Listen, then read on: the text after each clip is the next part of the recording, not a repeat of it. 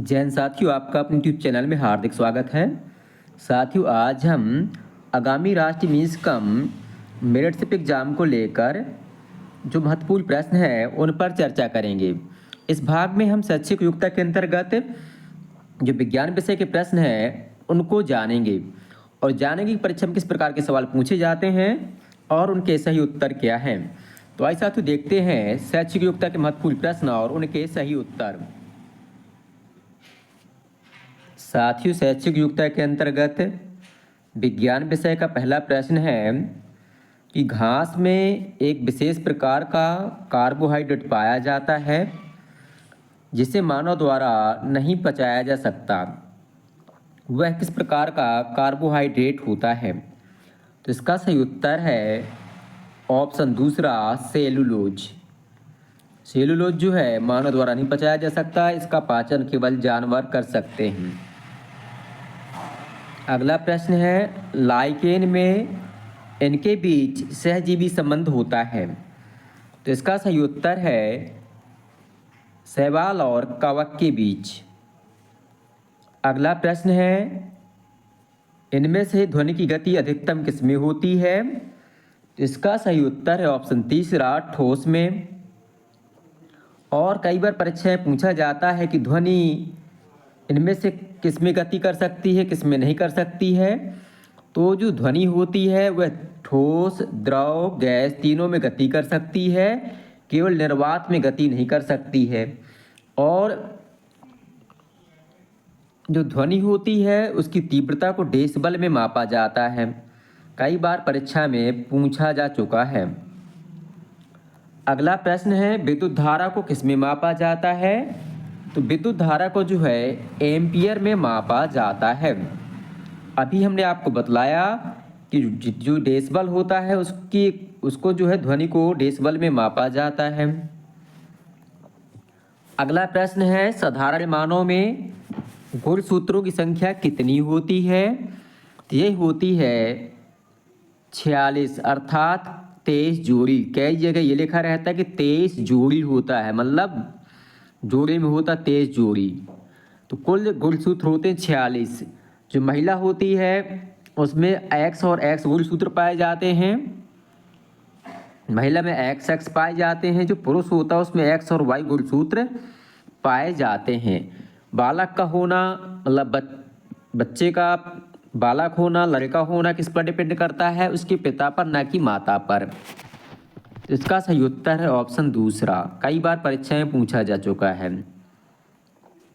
अगला प्रश्न है, मानव शरीर की किस अंग की हड्डी सबसे लंबी होती है? तो इसका सही उत्तर है ऑप्शन पहला, जांघ की हड्डी।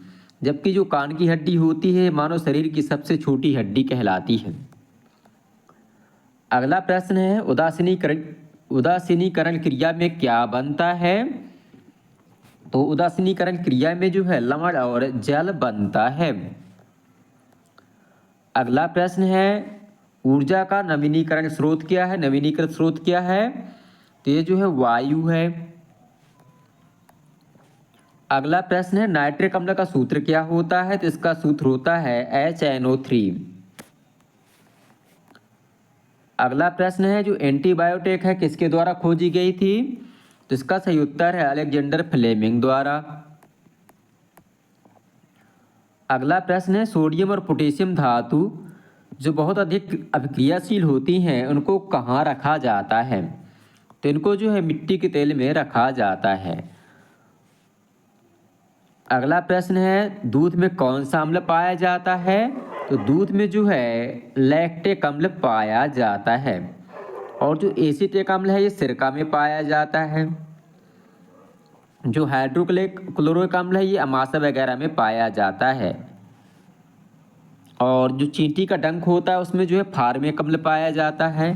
पालक में जो है ऑक्जेलिक अम्ल पाया जाता है।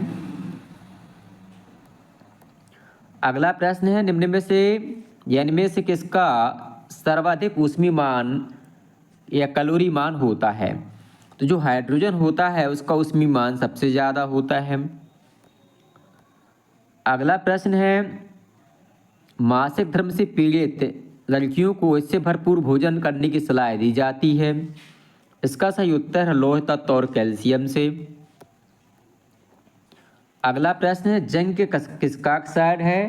तो जिंक जो है लोहे का ऑक्साइड होता है।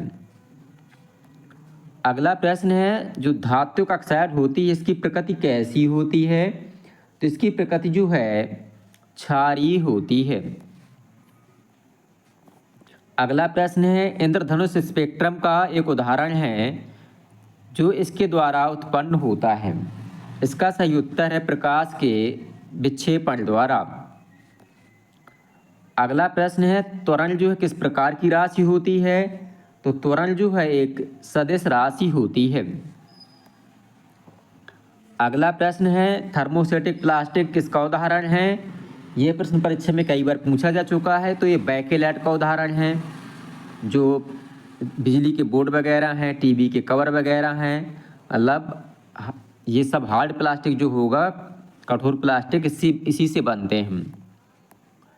अगला प्रश्न है वायुमंडल में मुख्यतः जिस भाग द्वारा पादप कार्बन डाइऑक्साइड प्राप्त करते हैं वह क्या कहलाता है? तो वह जो है पत्तियां कहलाती हैं। और कई बार रंध्र लिखा रहता है, रंध्र जो है पत्तियों में पाए जाते हैं। और पुष्प का जनन भाग, मतलब जो पादप होता है उसका जनन भाग पुष्प होता है, कई बार पूछा जा चुका है। अगला प्रश्न है बुझा हुआ चूने का सूत्र क्या होता है? तो इसका सही उत्तर है ऑप्शन डी कैल्शियम हाइड्रोक्साइड। अगला प्रश्न है एक विद्यार्थी जो अंतिम बैच पर बैठा है और उसे ब्लैक बोर्ड पर देखने पर स्पष्ट दिखाई नहीं देता है, परंतु जब वह सामने बैठता है तो आसानी से देख सकता है, तो वह किस दोष का परिणाम है? मतलब अंतिम बेंच पर बैठा है, मतलब उसको जो है पास का तो दिखता है परंतु दूर का नहीं दिखता, तो उसको जो है निकट दृष्टि दोष होगा। इसमें क्या होता है, पास की दृष्टि तो रहती है परंतु दोष किस में है? दूर वाली में। दूर दृष्टि दोष में क्या होता है, दूर की दिखती है परंतु पास की वस्तु नहीं दिखती। और जरा दृष्टि दोष में ना पास का दिखता ना दूर का दिखता है। अगला प्रश्न है पादप जगत और जंतु जगत की वो प्रजातियां जो किसी विशेष क्षेत्र में पाई जाती हैं क्या कहलाती हैं? ये जो है परीक्षा में कई बार पूछा जा चुका है। इनको जो है स्थानिक प्रजातियां कहते हैं। और ये प्रश्न कक्षा 8वीं के विज्ञान के मतलब विज्ञान विषय से लिया गया है, विज्ञान की किताब से।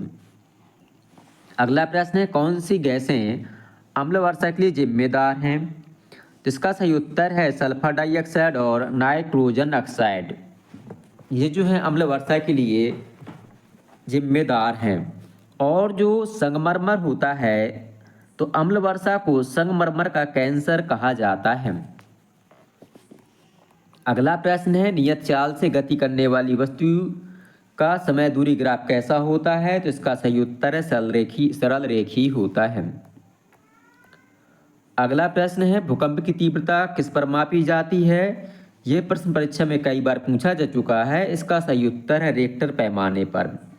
और कहीं कहीं भूकंप लेखी हिंदी में लिखा रहता है। अगला प्रश्न है विटामिन के का काम क्या होता है? तो जो विटामिन के है रक्त का थक्का जमाने का इसका काम होता है। और मसूड़ों के लिए जो विटामिन होता है वो विटामिन सी होता है। आँखों के लिए विटामिन ए होता है। और स्वस्थ त्वचा के लिए विटामिन बी होता है। अगला प्रश्न है डीएनए की क्रियात्मक इकाई कौन होती है? तो इसका सही उत्तर है ऑप्शन बी जीन। और जो हरित लवक है ये पत्तियों में पाया जाता है। इसके कारण जो है पत्तियों का रंग हरा दिखाई देता है। इसको जो है हरित लवक को क्लोरोफिल भी कहा जाता है। अगला प्रश्न है आँख किस भाग पर वस्तु का प्रतिबिंब बनता है? तो जो आँख का दृष्टिपटल होता है उस पर या रेटिना बोलते हैं उसको इंग्लिश में, वहाँ पर इसका प्रतिबिंब बनता है।